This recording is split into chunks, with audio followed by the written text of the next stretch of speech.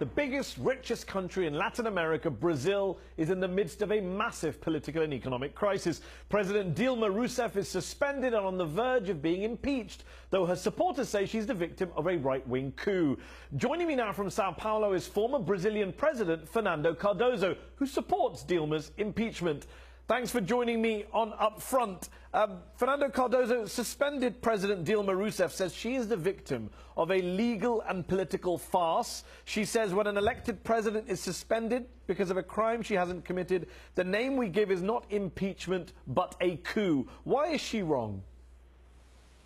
Well, first of all, because she incurred in some, mistakes, aggressing the Constitution, in fiscal questions, in using money without congressional authorization, etc. So this is not a crime in the sense of the penal code.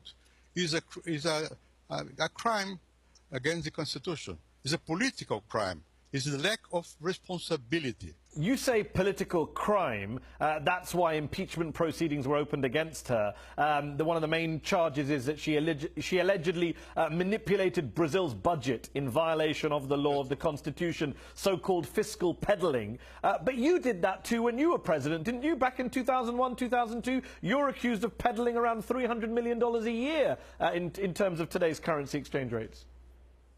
Well, in my case, first of all, the new law was during my government, in 2001, so-called fiscal law. So we are adjusting ourselves to the new law. So we postponed some payments by $2 or $3 million of dollars. But now we are not referring to 2 millions. We're referring to 14, 16, 20 billion dollars. It's quite different. Fernando Cardoso, the rest of the world is looking at Brazilian politics and wondering, is it riddled with hypocrisy? Acting President Michel Temer is not only banned from running for president for 8 years for violating campaign finance rules, but Brazil's Supreme Court is also considering a motion of impeachment against him as well. The former Speaker of the House, who led the impeachment campaign against Dilma, has been accused by the Attorney General of taking millions of dollars in bribes. His successor, the current Speaker of the House, is accused of taking bribes. The current leader of the Senate is also accused of taking bribes. Do any of these people have any credibility when it comes to impeaching Dilma? Well, you mentioned three important political Brazilian leaders. 4 people. Who belong, 4 people maybe, who belong to the Democratic Party in Brazil. The Democratic Party was one of the supporters of Lula and Dilma. So the reason why they moved against her is different from what is my reason why I'm supporting now the impeachment. Because the Brazilian people, they massively protest against the government. But you don't see any irony that the former Speaker of the House, the man who led the impeachment campaign, is then removed under corruption accusations. You don't see the irony?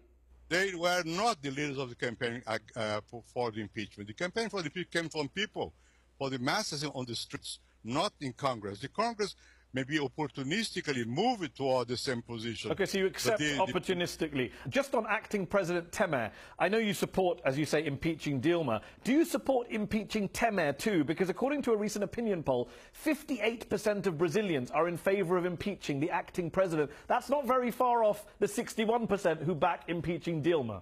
So if you want to listen to the people, you need to support impeachment of both. This is a misleading information. 60% or more of Brazilians are not supporting, are not voting in favor of either Dilma or Temer. They are not asking for Temer to be impeached. 58% of Brazilians, Fernando Cardoso, say they want to see Mr. Temer impeached, according to a poll published by Datafolha in April.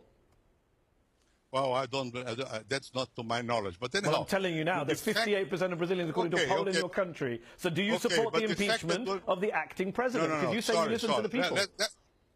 Listen to me. Let me explain to you first. You have to have more information. Well, you're the one who doesn't have the information of the polls, with respect. I'm telling you information. Okay, my party is moving a process against Dilma and Temer by accusing both of them to have manipulated elections by using money coming from not clear sources. So that's my position. So do you support the impeachment of the acting president, yes or no?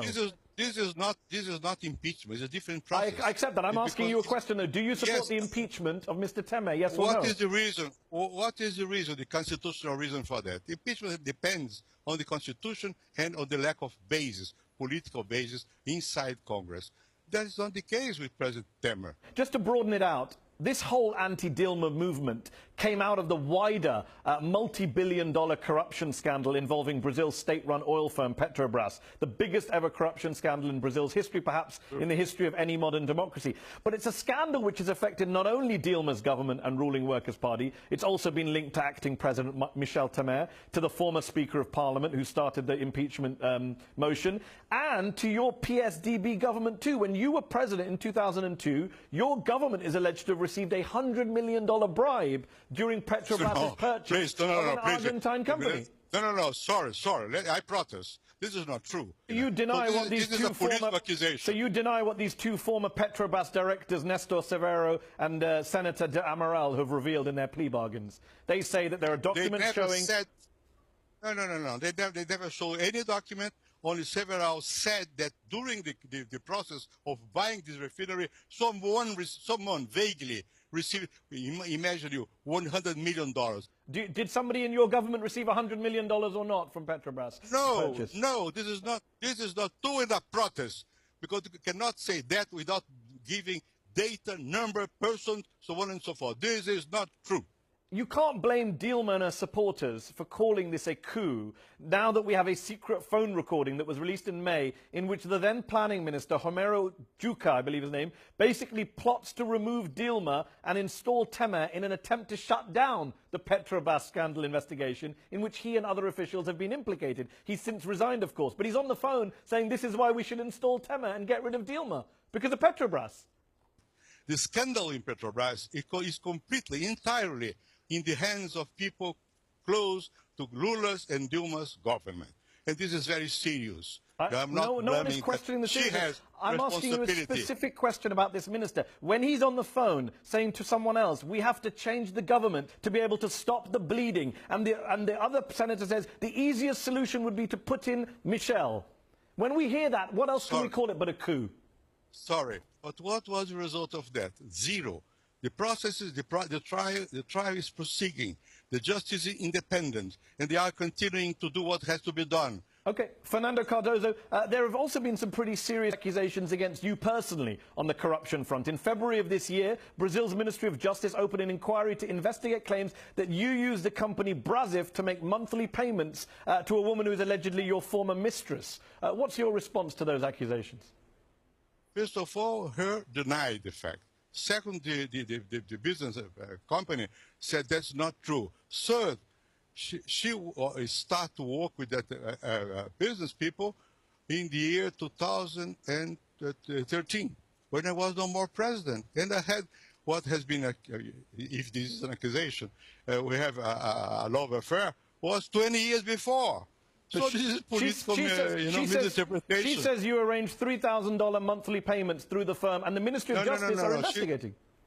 No. She refused that. She said it's not true. She came to Brazil, and on the TV, she denied the fact, and this is simply not so. So then why are the Ministry of Justice and the police investigating it then? Why are they investigating it? You know why? Because people very close to PMDB put this in the social media. And I like the Dilma Minister of Justice, and he was forced to open a discussion. I asked the people about it. You gave me one concrete element. So this is not true. This is political attempt to demoralize a person who has correct life. Let me say no. Let's go one step ahead. This lady has a son. She said the son is mine. DNA proved it is not mine. And in spite of that, I like this guy.